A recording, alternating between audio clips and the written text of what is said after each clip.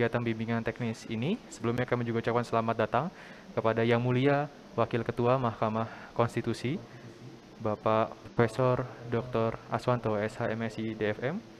Baik, mohon izin Bapak Ibu yang mulia, kami mulai acara penutupan. Assalamualaikum warahmatullahi wabarakatuh. Selamat sore dan salam sejahtera bagi kita semua. Yang mulia Wakil Ketua Mahkamah Konstitusi Republik Indonesia, Bapak Profesor Dr. Aswanto, SHMSI DFM. Yang terhormat Sekretaris Jenderal Dewan Pimpinan Nasional Perhimpunan Advokat Indonesia, Bapak Haji Hermansyah Dulaimi, SHMH. Yang terhormat Ketua Panitia dari Dewan Pimpinan Nasional Perhimpunan Advokat Indonesia, Ibu Sri Miguna, SHMH. Yang terhormat Pelaksana Tugas Kepala Pusat Pendidikan Pancasila dan Konstitusi, Bapak Imam Margono.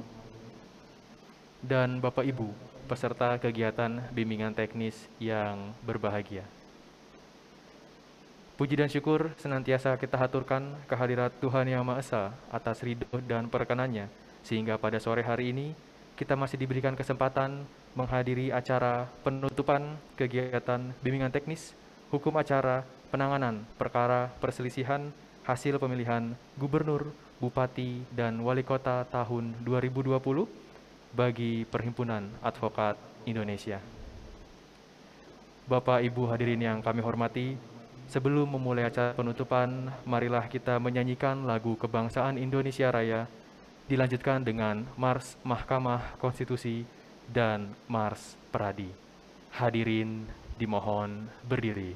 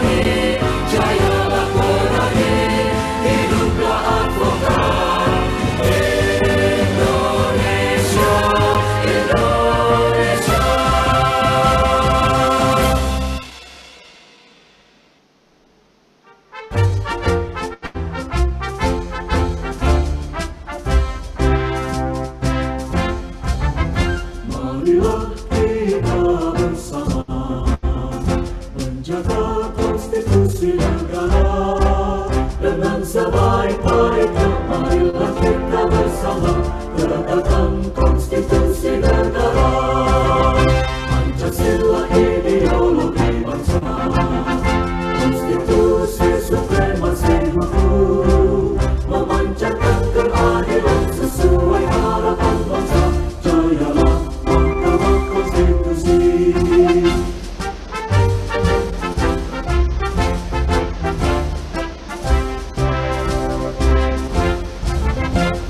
Marilah kita bersama menjaga konstitusi negara. Dengan sebaik-baiknya marilah kita bersama tegakkan konstitusi negara.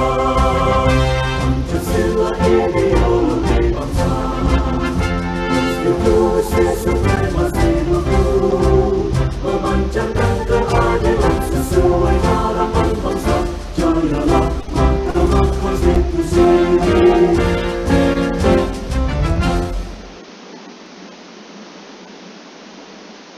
Hadirin disilakan duduk kembali. Bapak Ibu hadirin yang kami hormati, mengawali acara penutupan kegiatan bimbingan teknis, marilah kita dengarkan penyampaian kesan dan pesan dari salah satu peserta. Peserta diwakili oleh Ibu Vera Filianda Agustiana Dewi dari DPC Peradi Ciamis. Kepada Ibu Vera Filianda, kami silakan. Bismillahirrahmanirrahim. Assalamualaikum warahmatullahi wabarakatuh.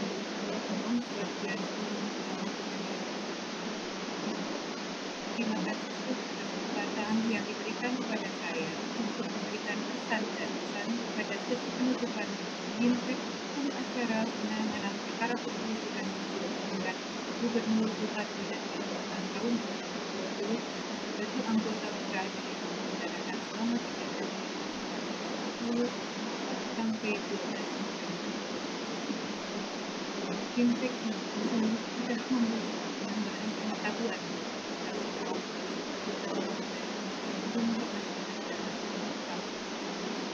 yang kedua untuk bekal ilmu materi yang disajikan serta narasumber yang sesuai dan terkait dalam konteks ini menjadi pembuka wawasan bagi kamu karena pembelajaran yang menarik dan mudah mempraktikasi ilmu yang melalui dari masih sering terkendala dari terima kasih kami ucapkan kepada teman-teman DPR ini juga ketua panitia ini tanggal kepada yang mulia konstitusi yang mulia kuasa dan jajarannya yang sudah memfasilitasi kami hingga pertemuan ini. Semoga itu yang bermanfaat dan rekan-rekan dan saya ucapkan selamat bekerja, sukses untuk kita semua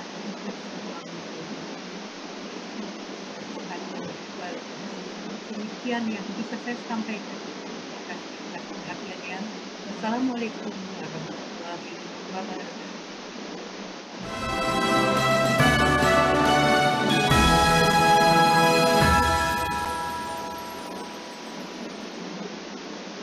Terima kasih kepada Ibu Vera Filinda Agustiana Dewi atas kesan dan pesan yang telah disampaikan. Bapak Ibu hadirin yang kami hormati, selanjutnya akan disampaikan sambutan oleh Sekretaris Jenderal Dewan Pimpinan Nasional Perhimpunan Advokat Indonesia.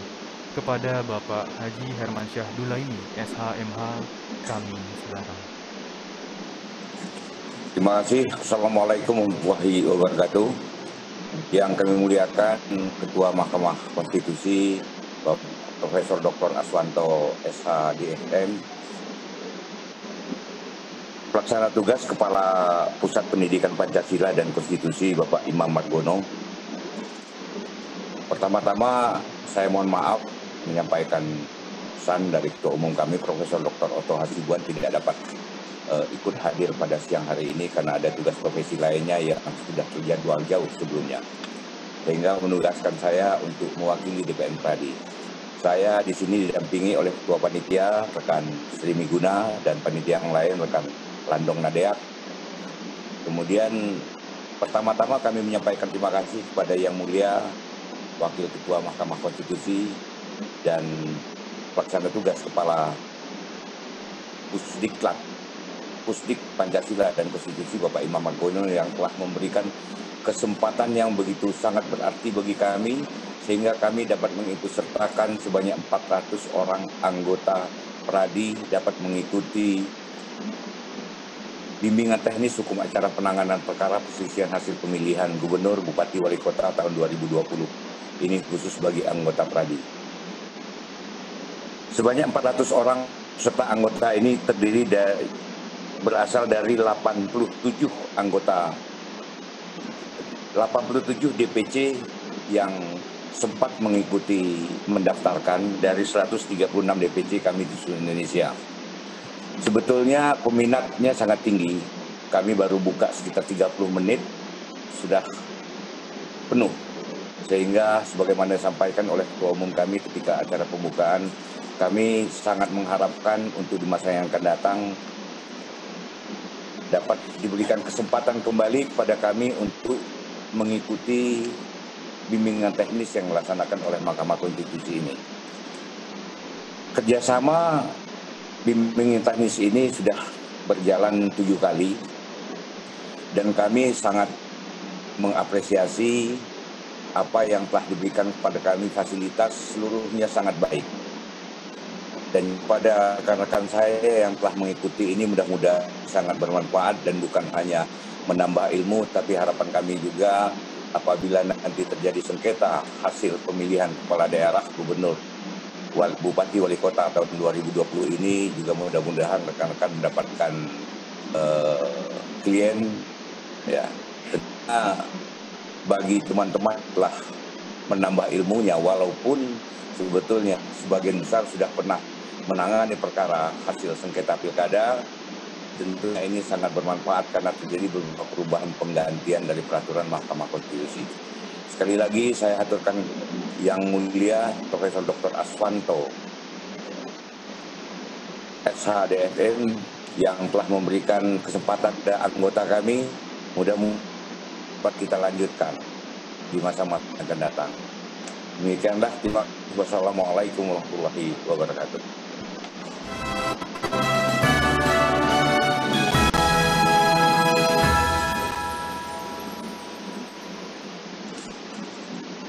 Terima kasih kepada Bapak Sekretaris Jenderal DPN Pradi atas perkenan Bapak memberikan sambutan.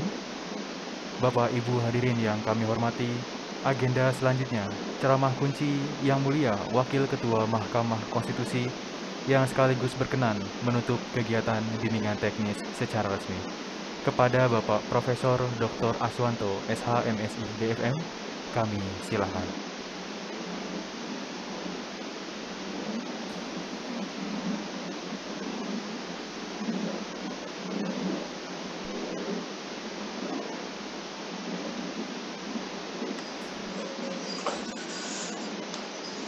Bismillahirrahmanirrahim. Assalamualaikum warahmatullahi wabarakatuh. Selamat sore, salam sejahtera untuk kita semua. Om Swastiastu.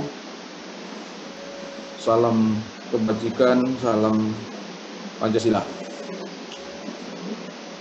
Pertama-tama saya ingin menyapa Bapak Haji Hermansyah Dulaimi SHMH sebagai Sekretaris Jenderal Pradi. Terima kasih Pak Sekjen telah bersama kami dalam kegiatan bimbingan teknis untuk hukum acara perselisihan hasil pilkada.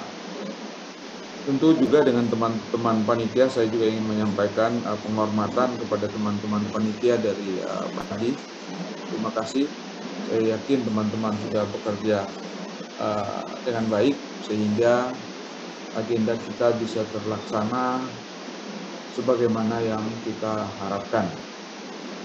Saya juga ingin menyampaikan rasa hormat kepada Bapak Imam Argono beserta jajarannya sebagai pelaksana tugas Kapusdik Pancasila dan Konstitusi.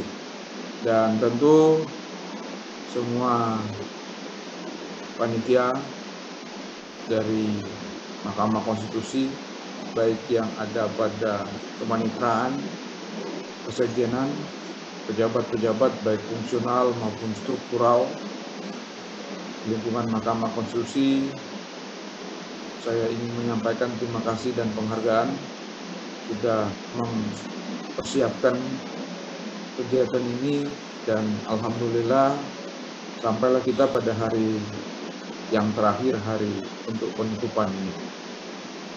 Dan tentu teristimewa saya ingin menyampaikan salam hangat kepada seluruh peserta dari Pradi.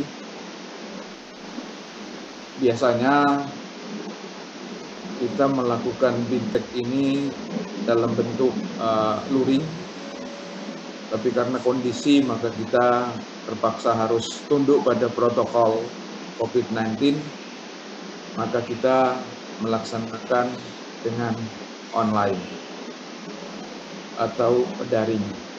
Nah, Ibu Bapak yang saya hormati, Pak Sekjen beserta seluruh peserta di seluruh wilayah ya, tentu pemateri-pemateri yang sudah disiapkan oleh Mahkamah Konstitusi, termasuk para fasilitator, sudah berusaha memberikan hal-hal yang sangat penting, sangat mendasar dalam proses penanganan sengketa hasil pilkada. Saya ingin menambahkan sedikit saja bahwa kewenangan Mahkamah Konstitusi untuk menangani sengketa pilkada ini itu didasari pada putusan Mahkamah, di mana Mahkamah menegaskan bahwa yang punya kewenangan untuk mengadili sengketa pilkada itu adalah peradilan khusus. Tetapi sepanjang peradilan khusus itu belum terbentuk, maka penanganannya tetap dilaksanakan oleh Mahkamah Konstitusi. Merujuk putusan inilah kemudian pada saat pemerintah menyusun Perpu nomor 1 tahun 2014, putusan itu diakomodasi di dalam Perpu pasal 175. Lalu kemudian setelah Perpu disetujui oleh DPR sebagai Undang-Undang nomor 1 tahun 2015, sebenarnya ada perubahan di sana. Perubahannya adalah bahwa yang punya kewenangan untuk menangani sengketa pilkada itu adalah Mahkamah Agung. Jadi kembali seperti sedia kala, seperti pada awal penanganan sengketa pilkada. Pada awal penanganan sengketa pilkada, yang punya kewenangan adalah Mahkamah Agung, tapi kemudian Mahkamah Agung melimpahkan kewenangannya kepada Pengadilan Tinggi untuk menangani sengketa pilkada pada tingkat kabupaten kota. Sementara untuk tingkat provinsi tetap ditangani langsung oleh Mahkamah Agung. Ketika Undang-Undang nomor 1 tahun 2015 yang kemudian mengembalikan lagi kewenangan itu kepada Mahkamah Agung, ada diskusi-diskusi panjang, termasuk diskusi panjang yang dilakukan oleh pimpinan Mahkamah Konstitusi, pimpinan Mahkamah Agung, dan pimpinan DPR ketika itu, melihat bahwa ketika atau mereview kembali ketika sengketa pilkada itu ditangani oleh Mahkamah Agung, lalu kemudian dilimpahkan kewenangan untuk kabupaten kota ke Pengadilan Tinggi, banyak hal-hal yang tidak kita inginkan terjadi. Ada pembakaran-pembakaran kantor dan sebagainya karena akar rumput yang berperkara itu dekat dengan tempat pengadilan yang akan memeriksa. Itulah sebabnya ketika itu Pak Hatta Ali meminta bahwa ya kalau bisa jangan Mahkamah Agung. Ada historical trauma di situ sebenarnya, sehingga beliau meminta ya kalau bisa jangan Mahkamah Agung. Setelah Undang-Undang Nomor 1 Tahun 2005 itu mengalami perubahan, maka pasal 157 itu kembali lagi sesuai dengan apa yang ada di Perpu yang merujuk pada putusan Mahkamah Konstitusi, yang intinya bahwa sengketa hasil pilkada itu yang punya kewenangan untuk menangani adalah peradilan khusus. Tetapi sepanjang peradilan khusus belum terbentuk, maka yang punya kewenangan adalah Mahkamah Konstitusi. Nah, saya sudah di mahkamah ketika putusan itu dibuat. Kenapa ada klausul bahwa sepanjang pengadilan khusus sudah dibentuk? Karena ada kondisi faktual ketika itu bahwa mahkamah lagi memeriksa atau tengah memeriksa beberapa sengketa pilkada. Di pikiran kita ketika itu adalah mudah-mudahan setelah selesai memeriksa sengketa pilkada yang lagi berjalan ketika putusan ini dibuat, itu bisa segera dibentuk peradilan khusus.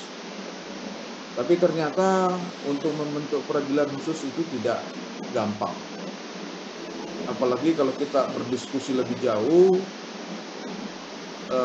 sesuai dengan pasal 24C, peradilan khusus nanti induknya di mana? Karena sesuai dengan pasal 24 bahwa kekuasaan kehakiman itu dilakukan oleh Mahkamah Agung beserta jajarannya dan sebuah Mahkamah Konstitusi. Nah, peradilan khusus cantolannya di mana? Apakah kita harus melakukan amandemen terhadap Undang-Undang Dasar? Ini diskusi panjang. Tapi kita tidak usah masuk di sana. Yang saya ingin sampaikan bahwa setelah Undang-Undang Nomor 1 Tahun 2015 itu diubah dengan Undang-Undang Nomor 8, maka kembali lagi bahwa yang punya kewenangan adalah Mahkamah Konstitusi sepanjang belum dibentuk peradilan khusus. Ada problem yang sebenarnya agak mengganjal bagi Mahkamah Konstitusi, karena sesuai dengan pasal 24C, kewenangan Mahkamah Konstitusi itu adalah depend dari konstitusi. Pasal 24C menegaskan bahwa kewenangan mahkamah itu adalah pemberian dari Undang-Undang Dasar, langsung ada uji materil, ada judicial review baik formil maupun materil, kemudian pembubaran partai politik, sengketa antar lembaga, dan sengketa pemilu. Pemilu yang dimaksud sebagaimana tercantum di dalam Undang-Undang Dasar adalah pemilihan umum legislatif dan pemilihan umum presiden. Sehingga pilkada tidak masuk di situ. Ada putusan juga yang menganggap bahwa pilkada itu bukan rejim pemilu, tapi dia adalah rejim pemerintahan daerah. Memang ketika itu norma yang mengatur tentang pilkada itu dicantolkan di dalam undang-undang tentang pemerintahan daerah, mulai dari pasal 65 sampai pasal 200 sekian gitu. Sehingga orang mengatakan atau banyak yang menilai bahwa itu bukan rejim pemilu. Bahkan ketika pertama kali dilakukan pemilihan kepala daerah langsung, ada diskusi yang panjang ketika itu. Diskusi yang panjang yang saya maksud adalah siapa yang menjadi penyelenggara. Karena dia adalah rejim pemerintahan daerah, maka bukan KPU yang punya kewenangan sebagai penyelenggara. Karena KPU dibentuk sebagai penyelenggara pemilihan umum. Pemilihan umum sebagaimana dimaksud di dalam konstitusi. Saya kebetulan beberapa kali diundang untuk mendiskusikan itu di teman-teman DPR. Yang kita pikirkan ketika itu adalah kalau dibentuk lagi komisi atau penyelenggara pilkada itu butuh biaya, butuh waktu yang tidak tidak murah dan tidak singkat. Oleh sebab itu kita gunakan istilah ketika itu adalah pilkada, penyelenggaranya adalah kita pinjam KPU yang sudah existing. Jadi istilahnya dipinjam. Itulah sebabnya ketika penanganan pilkada pada awalnya KPU provinsi, KPU kabupaten kota itu tidak tidak menginduk kepada KPU pusat. Tidak ada koordinasi. Dia lepas. Nah, soalan berikutnya adalah siapa pengawasnya? Ketika itu pengawas pemilu sifatnya ad hoc.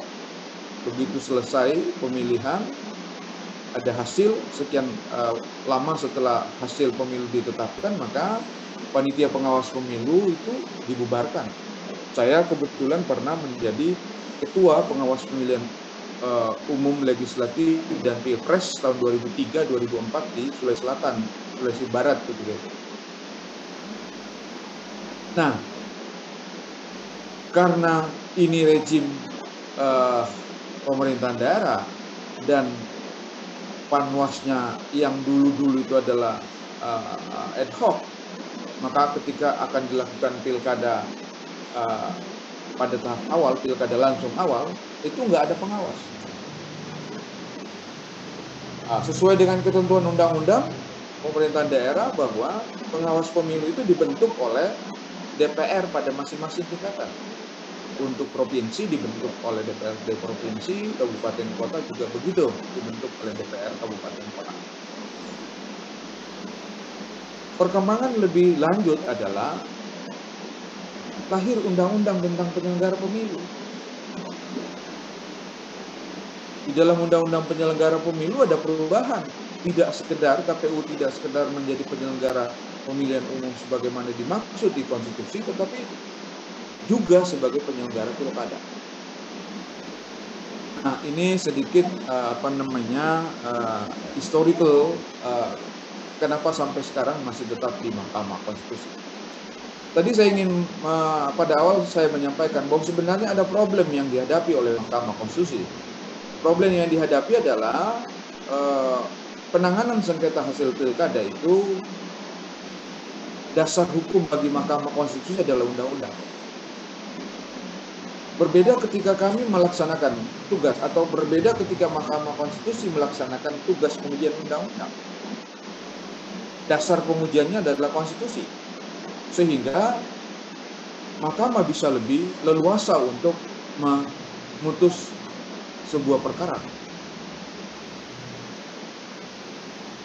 Jalan yang saya maksud itu adalah di dalam undang-undang nomor undang-undang sekarang nomor 10 ya, sudah diubah lagi terakhir 10 2016, lalu kemudian diubah lagi, ada beberapa pasal saja yang berubah. Itu ada pasal 158. Nah, pasal 158 itu menentukan bahwa yang bisa mengajukan sengketa hasil perolehan suara ke mahkamah adalah pasangan calon yang perolehan suaranya itu tidak melewati atau selisih suaranya tidak melewati ambang batas yang ditentukan di pasal 158. 158 ayat 1 misalnya provinsi. Batas maksimal adalah 2%. Batas minimal untuk provinsi adalah 0,5%.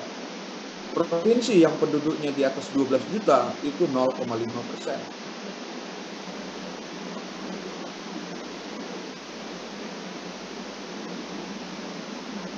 Nah, demikian juga dengan kabupaten kota. Pasal 158 ayat 2 menentukan bahwa daerah kabupaten kota yang penduduknya 250.000 itu selisih maksimal antara peroleh suara terbanyak yang ditetapkan oleh KPU sebagai pemenang dengan yang akan mengajukan sengketa hasil di MK maksimal adalah 2%.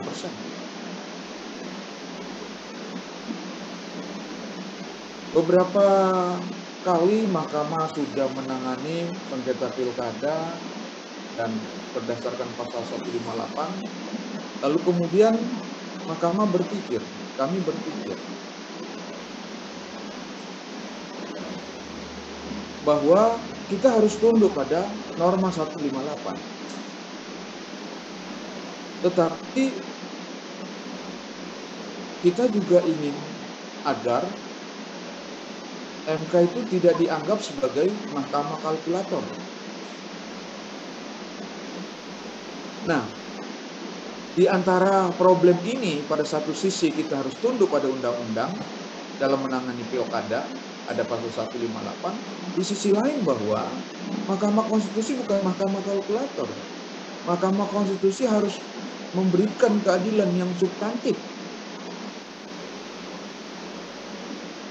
Itulah sebabnya pada pilkada tahun 2000 ini di dalam PMK nomor 6 yang kami susun, itu ada makna yang mungkin tidak tertulis tapi tersirat, bahwa persentase antara yang menang dengan yang kalah menurut versi KPU itu adalah substansi perkara. Hakikat sengketa hasil itu adalah suara, perolehan suara antara masing-masing pasangan calon. Substansi selisih persentase itu adalah jumlah suara. Oleh sebab itu Mahkamah berpandangan bahwa kalau pasal 158 itu kita jadikan sebagai syarat formal dan diselesaikan di awal, kita menjadi tidak fair. Kita menjadi tidak imparsial, tapi kita menjadi parsial. Parsial yang saya maksud adalah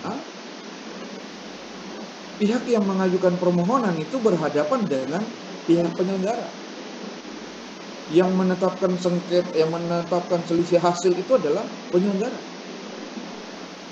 Sehingga kalau kita pada bagian awal menyatakan bahwa apa yang ditetapkan oleh KPU atau kita melaksanakan ketentuan pasal 158 di bagian awal, itu berarti Mahkamah sudah mengaminkan apa yang diputuskan oleh KPU. Padahal KPU dalam posisi berhadapan dengan pemohon itu mesti diperlakukan sama. Itulah sebabnya dalam penanganan sengketa pilkada pada tahun 2000 ini kita mulai bergeser. Kita mulai bergeser dalam arti Mahkamah tetap patuh pada undang-undang karena kami disumpah untuk menjalankan konstitusi dan undang-undang. Kita tetap patuh, tetapi untuk menentukan apakah selisih yang ditentukan oleh KPU itu betul adanya berdasarkan pasal 158 yang batas persentasenya maksimal 2% dan minimal 0,5%, itu harus diperiksa dulu.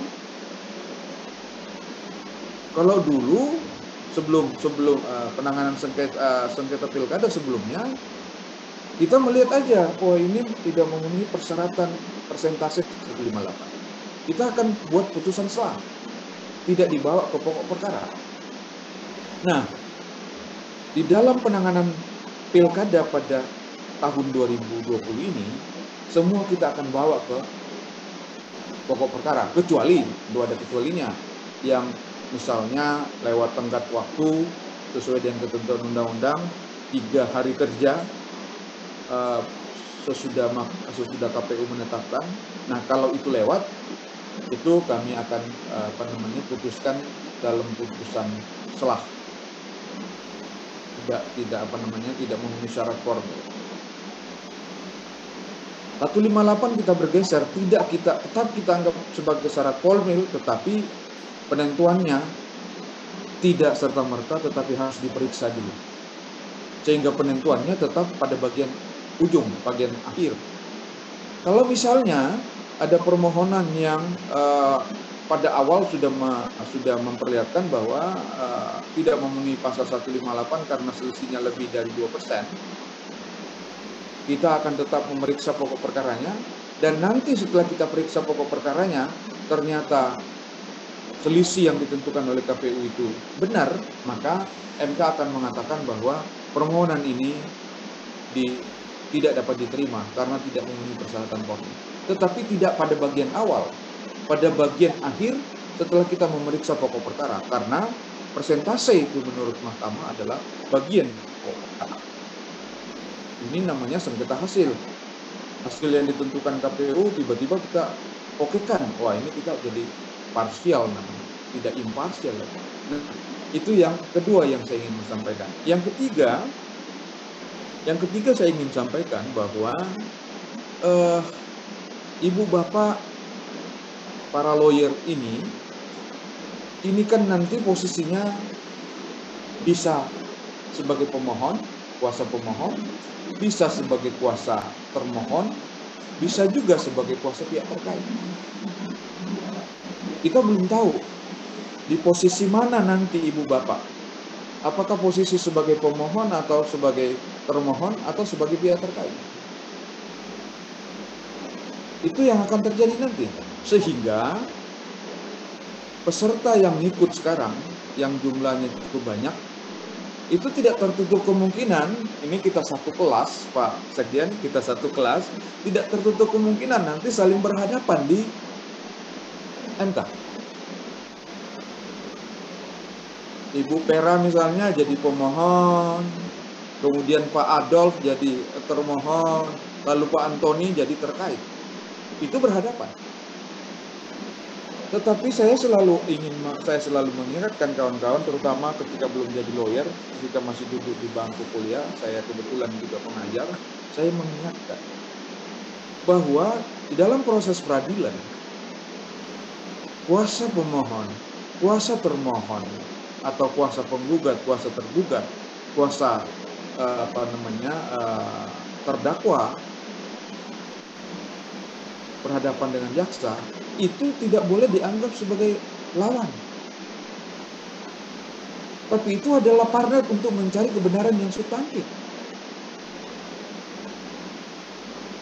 Jangan karena kita berada pada posisi yang berbeda lalu kita bermusuhan. Kita sudah satu kelas ini Pak Sekjen. Si A kuasanya pemohon, si B kuasanya termohon, si C kuasanya pihak terkait. Wah, ini bermusuhan kita. Tidak. Cuma memang ada persoalan di negara kita soal legal culture. Saya selalu mengingatkan teman-teman di kampus, kalau Anda jadi jaksa, sebenarnya kuasa terdakwa itu bukan musuh Anda. Tetapi kalau di pengadilan seorang kuasa dalam kasus tindak pidana jalan sambil bergandengan tangan dengan jaksa, itu penilaiannya keluarga korban bisa lain. Wah, ini ternyata kita sudah dikerjain ini. Padahal tidak boleh seperti itu. Saya kebetulan pernah melihat di Turki. Di Turki itu menarik.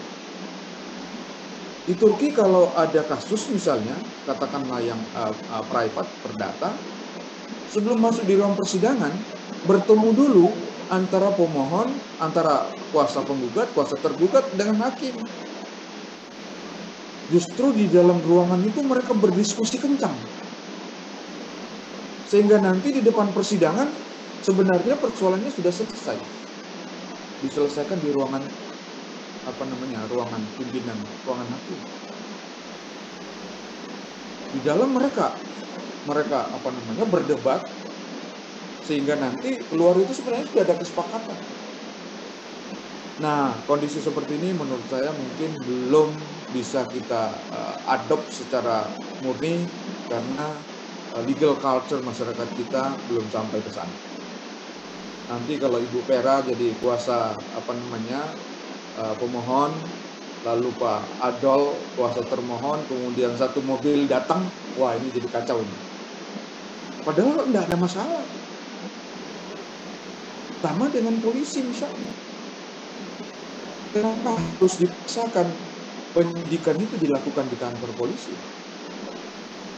Di semua tempat bisa dilakukan.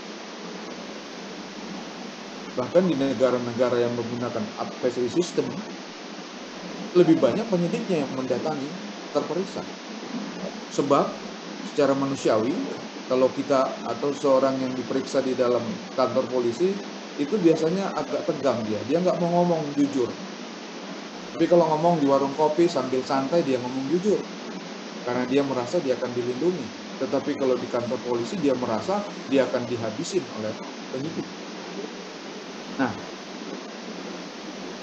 sehingga nanti kita berharap, karena ini kita satu kelas, ilmunya sama, bahkan saya tadi komunikasi dengan teman-teman yang memberi materi, teman-teman fasilitator, sudah secara teknis kita melaksanakan latihan menyusun permohonan, kemudian membuat jawaban termohon, lalu membuat keterangan pihak terkait.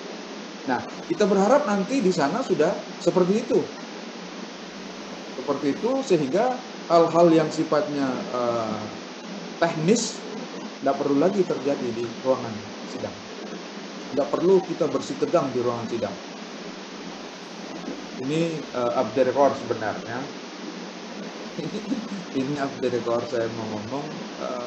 Kadang-kadang ada seorang lawyer, mohon maaf Pak Sekjen, saya sekali lagi mohon maaf Pak Sekjen, kadang-kadang ada oknum ya, ada oknum lawyer yang merasa, wah saya tidak dianggap hebat kalau tidak banyak ngomong, saya tidak dianggap hebat kalau tidak ribut melawan kalau dia di posisi pemohon misalnya, tidak dianggap hebat kalau tidak berbantah-bantahan secara keras dengan termohon. Menurut saya itu justru merugikan klien Bapak. Karena dalam kondisi emosi, seringkali hal-hal yang sederhana jadi rumit gitu. Nah, kita berharap mudah-mudahan dengan pelatihan ini, hal-hal seperti itu tidak terjadi lagi. Bahkan Pak Sekjen, kadang-kadang di mahkamah itu kan sebelum kita masuk di ruang sidang, ada ruang tunggu hakim. Kadang-kadang kita ngobrol-ngobrol. Ini perkara apa nih? Oh, perkara ini siapa kuasanya? Wah, ini kuasanya yang tidak sopan. Ini kadang-kadang kita begitu. Oh, ini kuasanya yang rewel ini. Ini kuasanya yang yang bagus sekali. Kadang-kadang ada penilaian seperti itu. Ini mestinya tidak boleh saya sampaikan, tetapi karena saya juga insan hukum ya, tentu saya ingin ibu bapak sukses di dalam profesinya nanti. Bahkan tidak tertutup kemungkinan dan kita berharap ada di antara ibu bapak nanti akan menjadi hakim pada Mahkamah Konstitusi. Di Malaysia sebagian besar hakim pada persekutuan itu adalah lawyer. Beberapa tahun yang lalu saya ke Malaysia, yang menjadi ketua Mahkamah Agungnya sana itu adalah lawyer. Nah, kita kalau di sini untuk hakim agung kelihatannya agak terbuka juga peluang hakim agung karena ada open bidding. Tetapi untuk hakim pengadilan tinggi, pengadilan negeri tertutup gitu. Di Malaysia tetap bisa, pada tingkat awal juga bisa lawyer masuk jadi hakim. Nah, kalau Mahkamah Konstitusi saya kira peluangnya sangat besar sekali.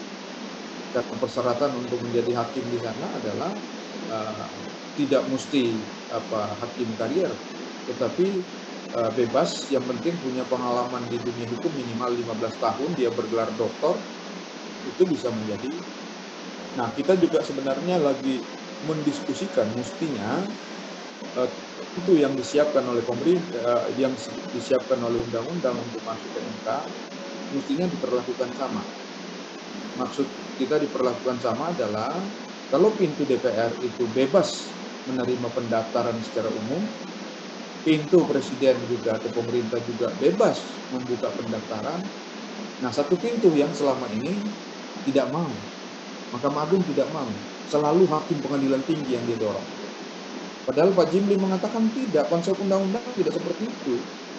Konsep undang-undang memang melalui pintu Mahkamah Agung, tetapi masyarakat non-hakim karier juga bisa mengikuti seleksi di sana. Nah, Ibu Bapak yang saya hormati, Pak Sekjen, para teman-teman panitia dari Pradi, Pak Margono, paling terakhir saya ingin sampaikan, untuk berhasil menangani sengketa pilkada, menurut saya yang paling menentukan itu adalah alat bukti. Seringkali kami seringkali teman-teman menanya, Pak, apakah betul MK itu memeriksa semua bukti yang dimasukkan? Karena bukti yang dimasukkan itu kan tidak dalam bentuk sekian file, tetapi sekian kontainer. Saya katakan kita periksa. Cuma memang ada model dan teknik untuk memeriksa berkas. Kalau menurut hakim berkas itu tidak punya nilai kekuatan pembuktian, walaupun satu track, ngapain kita periksa? Misalnya kalau klien Bapak mempersoalkan, klien Ibu mempersoalkan perolehan suara di tingkat TPS. Maka alat bukti yang harus dibawa adalah alat bukti yang dikeluarkan oleh yang berwenang. Dalam hal ini adalah petugas-petugas di TPS, KKPS, apalagi namanya, kelompok pemungutan suara gitu, KPPS. KPPS harus menandatangani POM C1 dan POM C1 yang ditangani oleh petugas, termasuk ketua dan anggotanya, saksi, itulah yang punya nilai pembuktian. Tapi kalau Ibu Bapak mau membawa C1 yang dibuat sendiri oleh saksi, tidak ada gunanya, Pak. Tidak bisa. Nah, ini kan sebenarnya adu bukti. Saya mohon maaf, saya pernah menjadi penyelenggara pemilu. Saya paham, seringkali ada oknum di penyelenggara, tanda petik, itu nakal. Di TPS, berdasarkan formulir C1, berdasarkan C1 berhologram, memang orang dapat 100, si A dapat 100. Tetapi setelah di PPK, diubah jadi 10. Nah, lalu nanti diadu berdasarkan bukti yang ada. Coba bawa, mana bukti Bapak? Buktinya Bapak di TPS. Oh, ternyata betul. Bukti yang dipegang oleh Bapak sebagai pemohon dan bukti yang dipegang oleh kuasa termohon itu sama. Lalu kenapa berubah di tingkat PPK, tingkat kecamatan? Nah, kalau terjadi kasus seperti itu, maka Mahkamah akan mengakui yang tingkat TPS, sehingga Mahkamah akan memerintahkan untuk mengembalikan suara yang diambil. Seringkali dengan mudah teman-teman kita tanya di pengadilan, di ruang pengadilan, kenapa bisa berubah? Ya mohon maaf Pak, kami capek. Apalagi kan cuma nolnya yang kurang. 100 nolnya diambil 1, tinggal 10, 90 yang diambil. Nah, hal-hal seperti ini yang Ibu Bapak harus jeli melihat nanti, dan sebenarnya saya nggak tahu apakah angkatan untuk para kandidat sudah, Pak Margono, apakah angkatan untuk para calon itu sudah, angkatan bintek maksud saya, sudah dilaksanakan atau belum. Nah kalau belum, saya ingin mengingatkan nanti kepada Bapak, Ibu Bapak calon, sebenarnya kalau mau sukses dalam melaksanakan tugas sebagai kuasa dalam pilkada, mestinya dikawal dari awal Pak. Saya mohon maaf, sebelum saya jadi hakim, saya juga konsultan pemilu.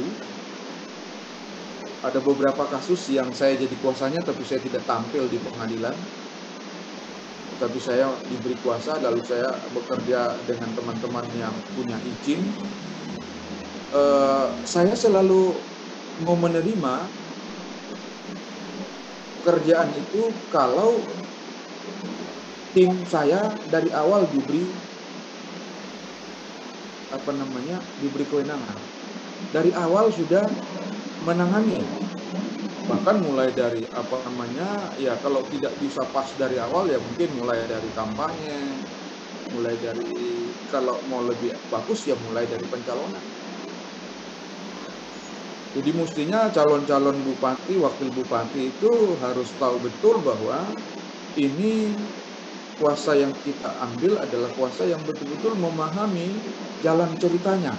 Ini kan ibaratnya film. Kalau kita nonton di tengah-tengah, bisa kita ada loss pada bagian awal. Nah, kita berharap jangan ada yang loss gitu. Oleh sebab itu, mungkin bisa dari awal Ibu Bapak menjadi pendampingnya atau konsultan hukum. Saya kira itu Pak, saya tahu bahwa pekerjaan yang paling susah di dunia Pak Sekjen itu adalah mendengarkan orang bicara. Ya saya karena basicnya adalah guru, kadang-kadang kalau bicara lupa gitu. Apalagi kalau di kampus saya juga memegang mata kuliah hukum acara pidana. Hukum acara pidana itu 3 SKS, itu 3 SKS berarti kurang lebih 2 jam kuliahnya. Nah, ya kalau ceramah 2 jam itu belum apa-apa gitu. Nah, tetapi saya menyadari bahwa pekerjaan yang paling susah itu adalah mendengarkan orang bicara. Itulah sebabnya ada seorang psikolog mengatakan bahwa kalau kita kena penyakit insomnia, penyakit susah tidur, jangan pergi ke dokter, mohon maaf kalau ada keluarga dokter. Karena kalau ke dokter nanti katanya akan dikasih obat tidur. Obat tidur itu sekian tahun ke depan akan menjadi toksin, jadi racun. Nah, saran psikolog itu adalah cari di mana ada orang ceramah, masuk ke situ, insya Allah kita akan tertidur. Saya mohon maaf kalau membuat ibu bapak tertidur gitu. Saya kira itu yang saya ingin sampaikan dan mudah-mudahan Pak Sekjen, mudah-mudahan kita berdoa, mudah-mudahan musibah yang tidak hanya menimpa kita tapi menimpa dunia, pandemi COVID ini bisa segera berlalu sehingga ke depan saya kira Mahkamah Konstitusi dengan Pradi tidak hanya kali ini bekerja sama, sudah lama kita bekerja sama dan tidak hanya bintek bintek pemilu pilkada sebenarnya, tapi hal-hal lain yang bisa sifatnya untuk saling mengisi saya kira kita juga bisa lakukan gitu.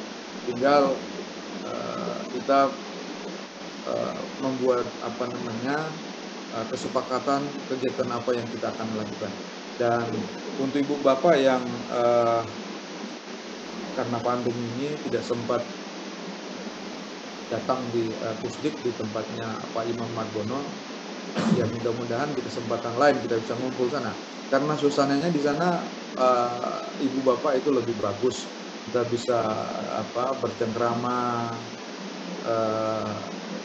Selalu pesan-pesan peserta kalau kita tutup acara di sana selalu meminta kenapa cuma 3 hari, mestinya ditambah Pak katanya.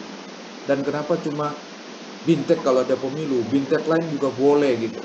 Nah, bagi kami sepanjang masih ada dana yang siap di kami bisa lakukan gitu.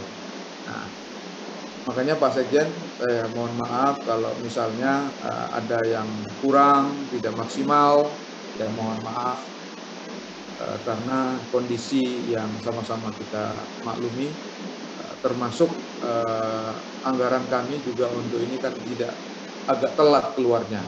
Pak Imam ya, agak telat keluarnya sehingga kita agak telat juga menyelenggarakan.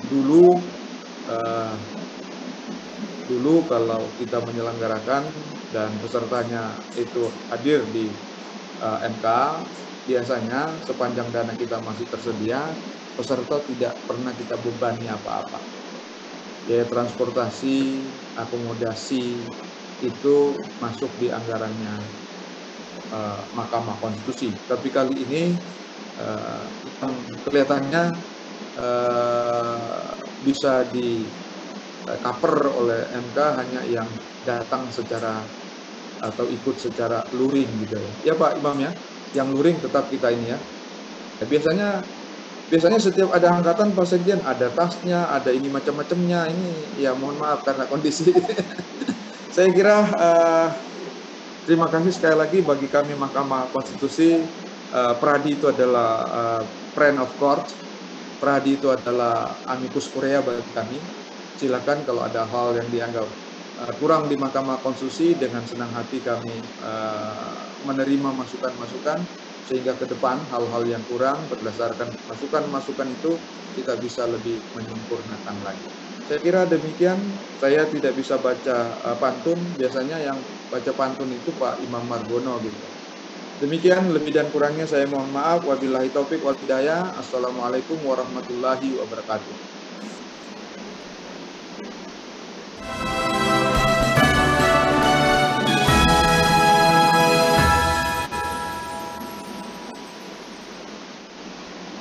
Terima kasih pada Yang Mulia Bapak Wakil Ketua atas perkenan Yang Mulia menyampaikan ceramah kunci yang sekaligus menutup kegiatan bimbingan teknis secara resmi. Selanjutnya menyanyikan himne Pradi dan himne Mahkamah Konstitusi. Hadirin dimohon berdiri.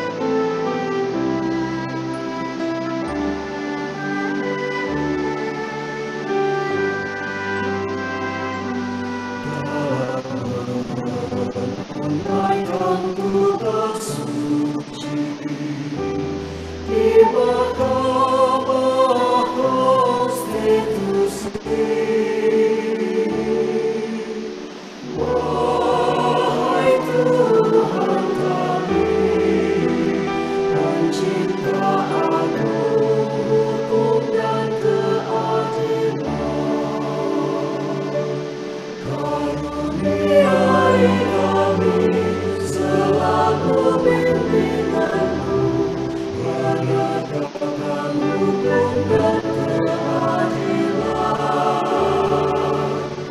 menjaga dan mentaati konstitusi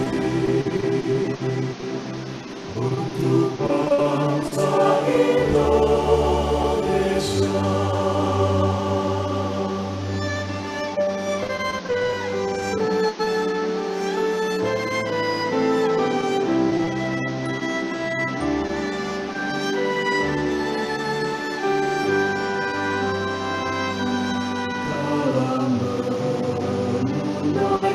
Tugas suci di Mahkamah Konstitusi, wahai Tuhan kami, penciptaan hukum dan keadilan, karuniai kami selalu bimbinganmu, menegakkan hukum dan keadilan, menjaga dan mentaati konstitusi untuk bangsa Indonesia.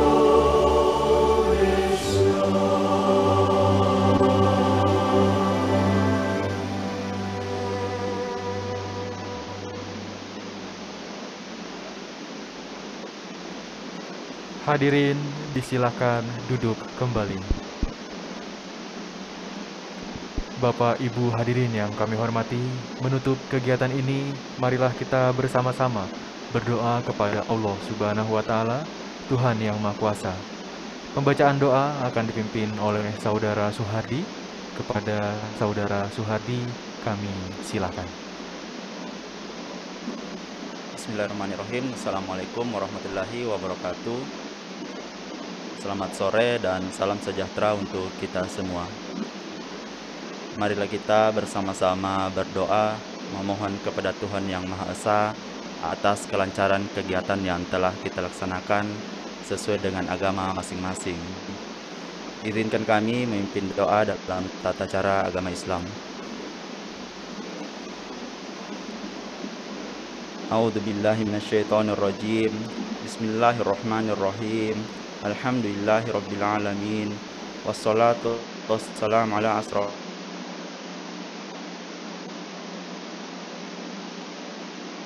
anbiya wal mursalin. Ya Allah, ya Rabbi, ya Tuhan kami, terpujilah Engkau atas segala nikmat yang telah Engkau limpahkan kepada kami. Sesungguhnya tiada daya dan upaya kami selain karena ridho yang telah Engkau berikan kepada kami. Ya Allah, ya Ghaffar, Tuhan yang Maha Pengampun, ampunilah segala dosa-dosa kami, dosa-dosa kedua orang tua kami, serta dosa-dosa para pemimpin kami. Ya Allah, ya Rabbi, ya Tuhan kami, hari ini kami dipertemukan secara online dalam kegiatan penutupan bimbingan teknis hukum acara perselisihan gubernur, bupati, dan wali kota tahun 2020 bagi Perhimpunan Advokat Indonesia. Ya Allah, ya Tuhan kami, jadikanlah kegiatan ini sebagai nilai ibadah dan nilai ilmu yang bermanfaat kepada kami. Berikanlah kami kekuatan untuk mengemban amanah ini dan mampu bekerja dengan sebaik-baiknya dan sehormat-hormatnya di hadapan-Mu, ya Allah. Ya Allah, ya Wahid, kuatkanlah rasa persatuan dan kesatuan di antara kami. Hilangkanlah segala cobaan, wabah, penyakit, dan kekeliruan yang terjadi di negeri kami. Serta lancarkanlah pelaksanaan pemilihan kepala daerah tahun 2020 sehingga kami memperoleh pemimpin-pemimpin yang adil dan bertanggung jawab. Ya Allah, ya Tuhan kami, perkenankanlah doa dan tinta kami, ya Allah. Rabbana atina fid dunya hasanah wa fil akhirati hasanah wa qina adzabannar. Subhana rabbika rabbil izzati amma yasifun wa salamun alal mursalin walhamdulillahi rabbil alamin. Wassalamualaikum warahmatullahi wabarakatuh.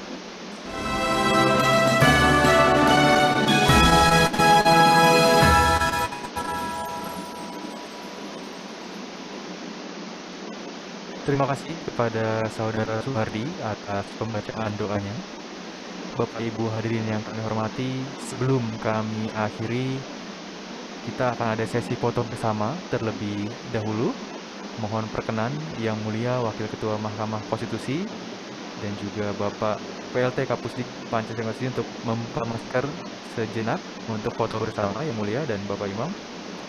Terima kasih. Baik, sesuai aba-aba kami Bapak Ibu untuk sesi pertama. Mohon untuk dibuka bagi peserta yang belum mengaktifkan tampilan kamera. Baik, yang pertama 3, 2, 1. Baik, terima kasih. Sesi kedua selanjutnya kita akan berganti ke peserta yang lain. Bagi Bapak Ibu yang lain silakan diaktifkan kameranya. Baik, untuk sesi kedua 3, 2, 1. Terima kasih. Selanjutnya kita akan ganti lagi ke peserta yang lain. Baik.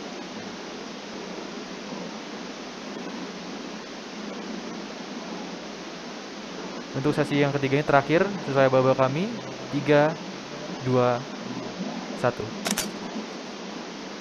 Baik, terima kasih Bapak Ibu, terima kasih Yang Mulia Wakil Ketua Mahkamah Konstitusi dan juga Bapak Sekjen DPN Pradi. Bapak Ibu hadirin yang kami hormati, demikian seluruh rangkaian acara penutupan kegiatan bimbingan teknis hukum acara penanganan perkara perselisihan hasil pemilihan gubernur, bupati, dan wali kota tahun 2020 bagi Perhimpunan Advokat Indonesia. Kami sebagai pembawa acara dan mewakili panitia memohon maaf yang sebesar-besarnya apabila ada kekurangan, kesalahan, dan kekeliruan dalam penyelenggaraan seluruh kegiatan ini. Semoga dengan diadakannya kegiatan bimbingan teknis ini, kegiatan persidangan perkara perselisihan hasil pemilihan kepala daerah tahun 2020 dapat berjalan dengan lancar. Terima kasih, selamat sore. Billahi taufiq wa hidayah. Wassalamualaikum warahmatullahi wabarakatuh.